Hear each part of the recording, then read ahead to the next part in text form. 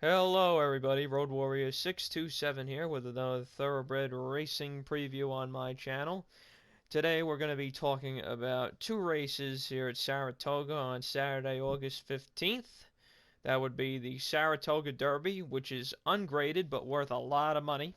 It's also one of the legs of the Turf Triple series, but that did not start with the Belmont Derby this year. Believe it or not, the Saratoga Derby is going to start it.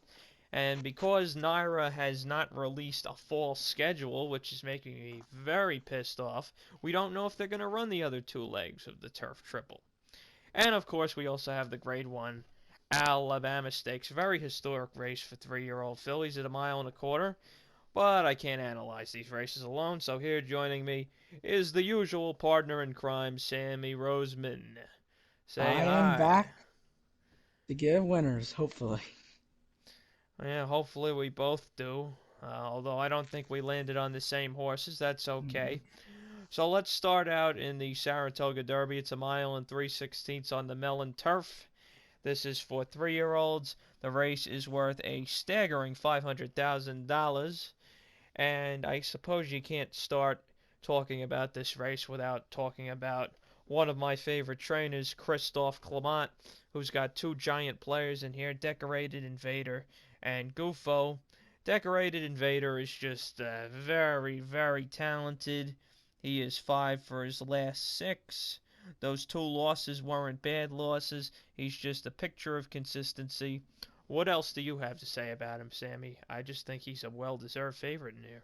He is a well-deserved favorite. He's very consistent. He had a lot of trouble in the Beers Cup shooting on turf. He finally got out, and got forward. He just, but he matured when he turned 3. He's very good at the top turf miler for 3-year-olds right now. His other horse is Gufo, who's 9-2 on the morning line, has 4 wins in a row, but has mainly been competing out of town. He's only got one race in New York, and that was a maiden race at Aqueduct where he did not get up in time. Do you think Gufo deserves to be the second choice in this race? He's not the second choice on the morning line, but I have a feeling that he's going to be in the betting. What do you think? I think he deserves to be your second choice in this race because also I think I will make an interesting point. I think Christophe Clement, I think, was gonna bring him down to Colonial. Maybe I was thinking to run in the Virginia Derby because that's a couple 100,000, and he would probably win that race. But he decides to bring him up to the Saratoga Derby, which is he thinks high of the source because he was actually entered against Decorated Invader last time, but he scratched out of the race. Gufo's interesting as the longer Yeah. Clement prices. You often see high-priced Clement horses outrun their odds. Also in here, you can't throw out Chad Brown, who has number 4 domestic spending. He's only got 3 races. They've steadily improved in the speed figure department, but he just couldn't catch Decorated Invader in the Hall of Fame last time. I just think he might be a cut below the top horses. Like I think he's a come third, second, fourth. I just don't think he can contain with the winner, if that makes sense. It does make sense. I completely agree. The other shorty in here is Colonial Liam for Todd Pletcher, Mm-hmm. who's just fine, it seems. Would need to 1.2 really million. prove to step up to this class level. Yeah, I think they wanted to make this. I think they wanted to try him on dirt, which they did. They they were they were Derby dreaming. That didn't go out. That didn't go as planned. As he was running second and third. He obviously is a turf horse after he wins, breaks his maiden. Oh no, he got what happened actually was I was like he ran second and third. What happened was in his debut he got put up from second to first. And then he won and we went to turf and he won his allowance by 2 3/4 pulling away. He just found his distance. He's probably gonna get some money as you have Castellano, Pletcher, and I think and you got some nice owners. I will also put on Gufo. He's ran some nice. He's ran the 5. He's ran some nice times. 146 for a mile and eighth. 147, mile and a 16th, and 139. It's not bad. Very sharp times. Not bad at all. And really, the problem I had in this race was picking between the two Clement horses. So Decorated Hmm. Invader's going to be the favorite. He's going to be an overwhelming favorite, but he probably deserves it. Gufo's going to be the Hmm. more tantalizing, longer price, but he probably deserves to be. So what did I do? I didn't pick either of them. I actually went with a horse we haven't even talked about yet, and that is Todd Pletcher's other horse. That is number 3, No Word, who's 15 to 1 on the morning line. The speed figures are a cut below, but he's got some nice races in there, especially his last two. That race on the Belmont Inner Turf course, allowing 66,000 on June 11th. He was decently it was off a pretty slow pace in there. Wasn't right on the lead. He was Hmm. stalking just off, going 48 and 4, 113 and 4, as those paces often tend to be very slow. He was also bothered at the start in that race. And then in his last race, an 80,000 optional claimer, July 9th at Belmont, going a mile and an eighth again on the inner turf course, he was even a little bit further off the pace, but still managed to get up in time at a short price. But still, you get a big price in this race. You get Todd Pletcher, who is now the leading trainer at Saratoga. He's been winning much more on the turf than I ever give him credit for. He's winning 19% on the turf, doing just fine. So I think this is a great opportunity to at least get him into your triples. And if you're like me and you're having trouble with the two Clements, you may as well put him on top. So that's what I did. I put No Word on top of Decorated Invader, Gufo, and then Domestic Spending to round out the top four. I'm gonna try and get Todd's shorter price, Colonel Liam, out of it, just because I think that he's gonna be a short price for the potential he has in here. And then nobody else in the race really intrigued me that much. The one horse who actually, if he can get the pace, I think he has a real good chance. Is the 8 horse. We haven't spoken about him yet, but Get Smoking. He's the only speed horse pretty much in this race, and everybody else is pretty much a dead closer or a pace horse. So if he gets an uncontested lead, that could be all that happens. It goes gate to wire. Yeah, I personally don't think that I he's don't good think. enough, but No. look, we've seen so many times where these New York paces just do not surmount to anything. And if I remember correctly, Luis Saez won this race last year on a 13 to 1 shot wire to wire. I'm forgetting the name of the horse, but I know that that happened last year in the Saratoga Derby. Forget the name of the horse. It's something with blue in it, I think. Are you A talking thread about of a thread of blue. A yeah. thread of blue. That was the horse. So Luis Saez did the same exact thing last year with Karen McLaughlin, and Tom Bush, obviously a good trainer. He hasn't had that much success at the meet so far, but you could pretty much ignore that. He's top class. Yeah, I don't think he's only speeding this race pretty much, unless you want to count Colonial and Liam. But everybody else is a pace horse or a closer. But I just don't know if he's good enough to win. Because when he had a 7 length lead, Decorated Invader still caught him, so I don't think that'll be a problem. Yeah, Uh, I just pointed that out. But I feel like in this race, if Decorated Invader runs back to his form, or even runs close to it, I think he's just going to be much better than this group. any opinions for second, third, and beyond, or not really? I like Gufo for second. I think Clement's going to run 1-2. Hopefully, he doesn't do what the Chad Brown likes to do all the time. Runs his longer prices in. Also, I want to say something about the 7th Field Pass. He's going to be my third choice in this race. If you look back at his form, the only race he's lost in his last 5 races is the Word Champ, where he was well off of it and he closed to be third, and the horse Smooth Like Straight came back to win a Del Mar Stake race, and he actually beat Storm Court by like 5 lengths. Who came second? You believe it? Storm Court came second. But Field Pass actually has second in this race. I think he can close late. I think he has an outside chance. 6-1. Gaffalione is actually having a really sharp meet, and Maker's been out of his world at this meet right now. Oh, he's been tremendous. And he's had a nice couple workouts, field passing. I think he's a contender in this race too.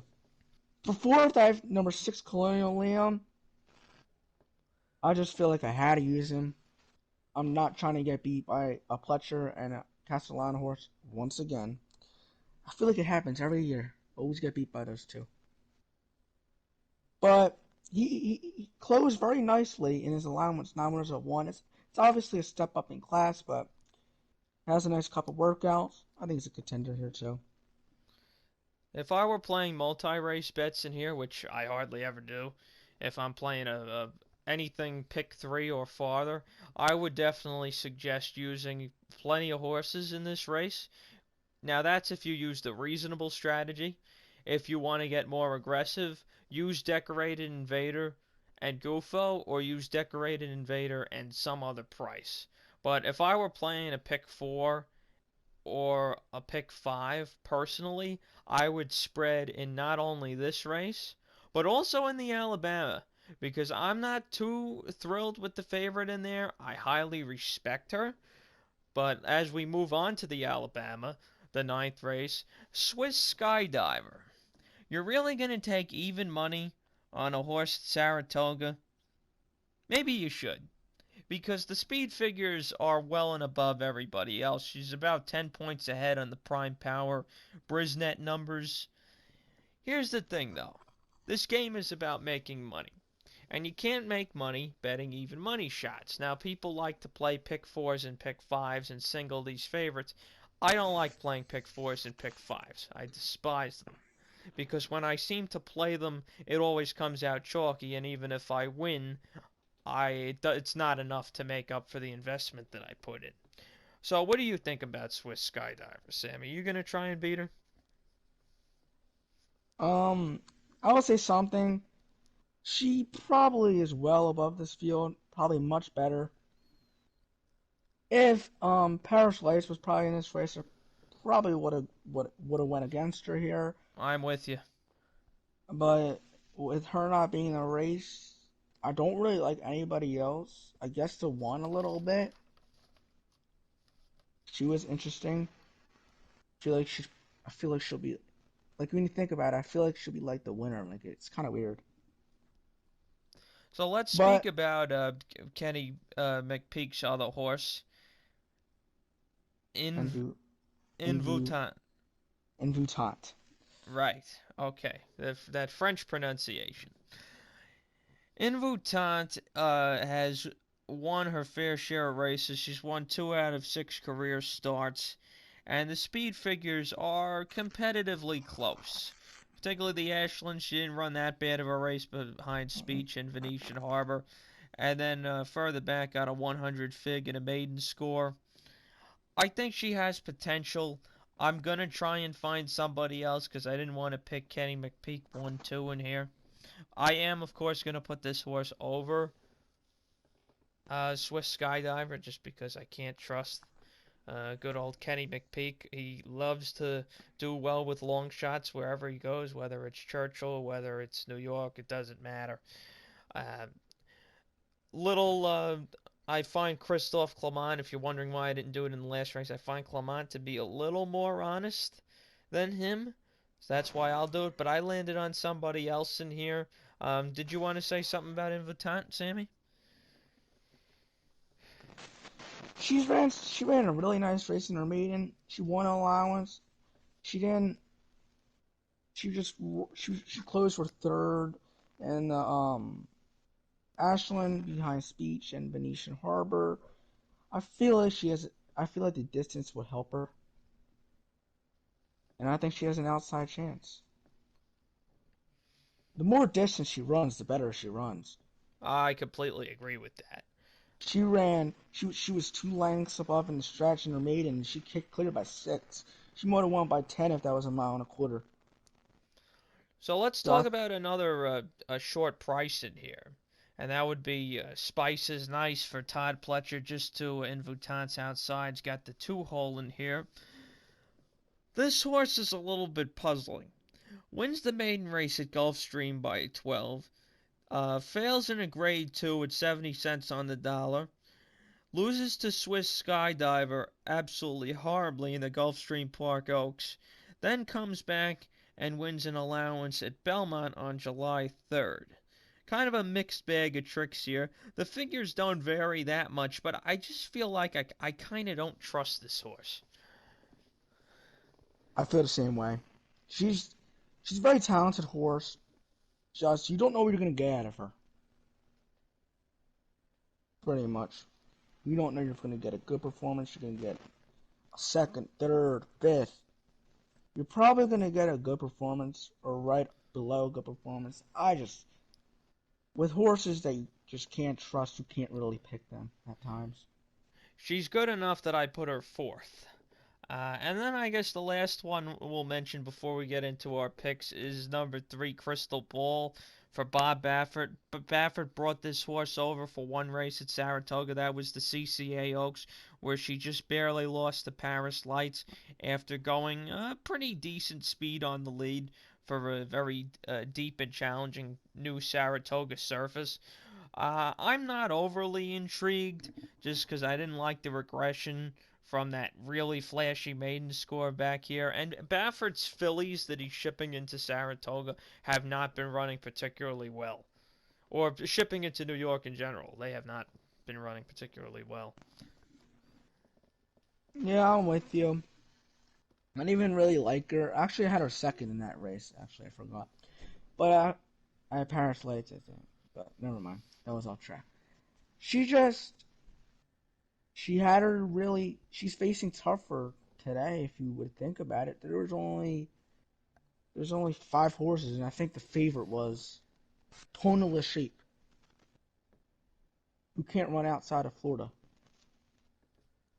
She just, I don't really know what to think about her in this race. Uh, she's a very tricky horse, if that makes sense. I'm in agreement with you. I have really no interest in Bonnie South, and I have no interest in Fire Coral.